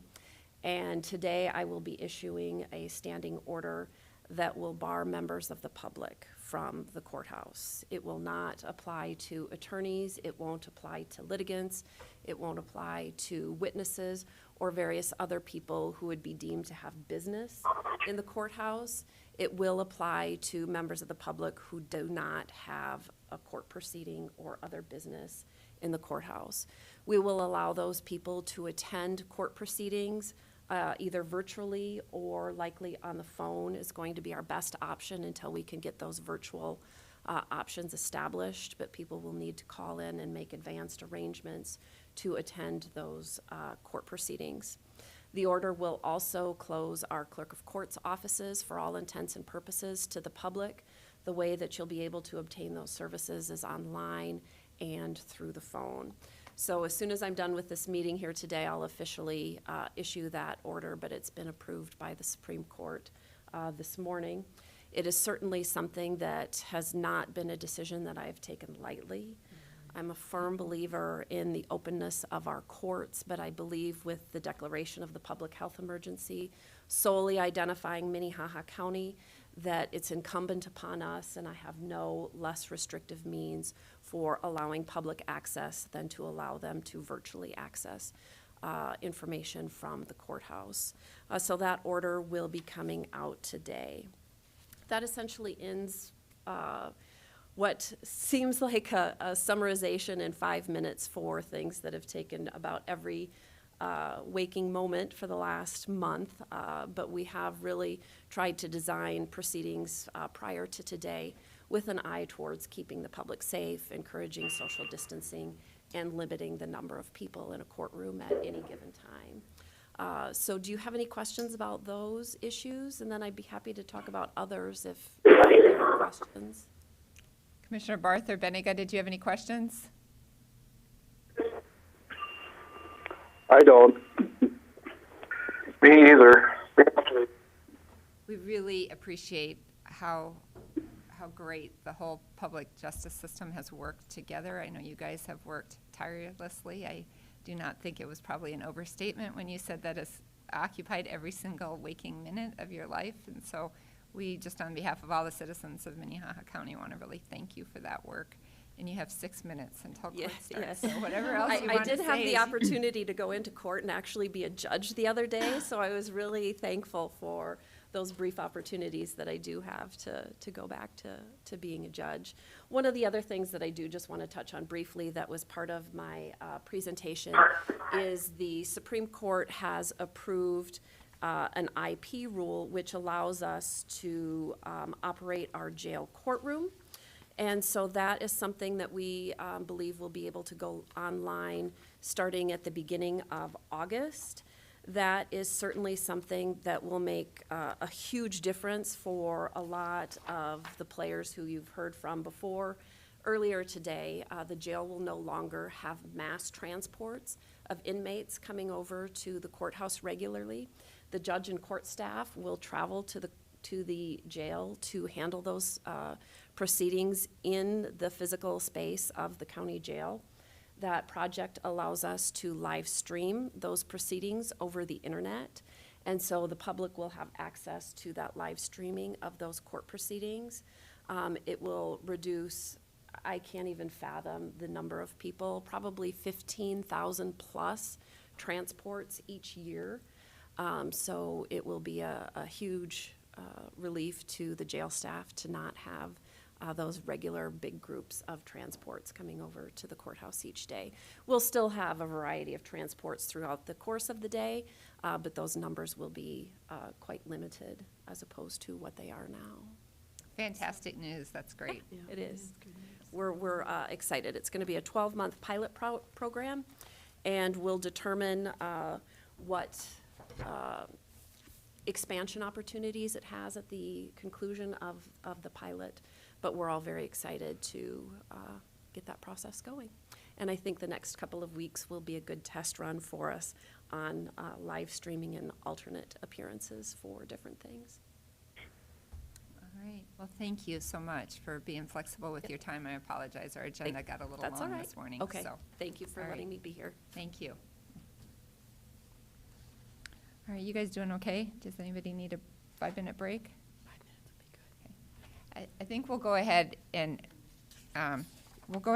let, can we just let Scott talk? And then we'll take a 5-minute break right after Scott. Okay, thank you. Good morning, Commissioners. Scott McMahon, Director of Metro Communications. I'll try and be brief this morning. The Association for Professional Communication Officers has encouraged public safety answering points, 911 centers across the nation, to continue to move forward with the celebration period that we have the second week of April every year to honor and recognize the efforts of telecommunicators in this nation. We've been very busy, as you can imagine, on the front line of our normal activities with providing for emergency medical dispatch, as well as the activities related to COVID-19. The dispatchers across the state, we have 330 approximately dispatchers across the state that answered, processed more than 1.5 million calls last year. Last year in Minnehaha County, our 47 operators processed about 328,000 calls. So it's a very busy environment for these thousands of men and women that work in this profession. And it's just a time this week to take a little bit of a time out of our lives and recognize the importance of the role that they play in public safety, because they truly are on the front line of every emergency. So with that, I would respectfully ask for your request to declare this week as National Public Safety Telecommunicators Week in Minnehaha County. If there's any questions, I can try and answer them quickly.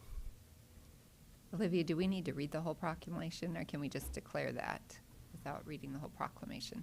I believe you can declare it. Okay. Do you want to read it, Scott, or you want me to read it? I don't have it with me, so Okay, if you then would, I will Madam read it. Chair, thank you. All right. So whereas emergencies can occur at any time that require police, fire, or emergency medical services, and whereas when an emergency occurs, the prompt response of police officers, firefighters, and paramedics is critical to the protection of life and preservation of property, and whereas the safety of our police officers and firefighters is dependent upon the quality and accuracy of information obtained from citizens who telephone Metro Communications, whereas public safety whatever that word is, are the first and most critical contact our citizens have with emergency services, and whereas public safety telecommunicators are the single vital link for our police officers and firefighters by monitoring their activities by radio, providing them information and ensuring their safety, and whereas public safety telecommunicators of the Metro Communications Agency have contributed substantially to the apprehension of criminals, suppression of fires, and treatment of patients, and whereas each dispatcher has exhibited compassion, understanding, and professionalism during the performance of their job in the past year, now therefore be it resolved that the Minnehaha County Commission declares the week of April 12th through 18th, 2020 to be National Public Safety Telecommunicators Week in Minnehaha County in honor of the men and women whose diligence and professionalism keep our city and citizens safe. I apologize, I can't pronounce their name correctly. Struggle with that but as well. I very much appreciate all the work that they do. Move So, approval of the resolution. Second. motion and a second. Roll call vote, please. Karski, Yes. Barth, Aye. Benega, Aye. Hiberger, Aye. Bender. Aye. Motion passes unanimously. Thank you. We're honored and appreciate the support of this body. Thank you. Thank you so much. All right, we'll take a 5-minute break and reconvene at 11:05.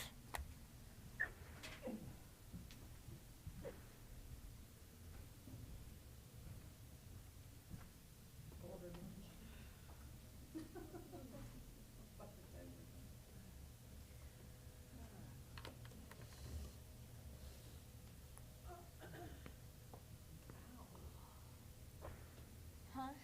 Your arm still attached? Yeah. I just really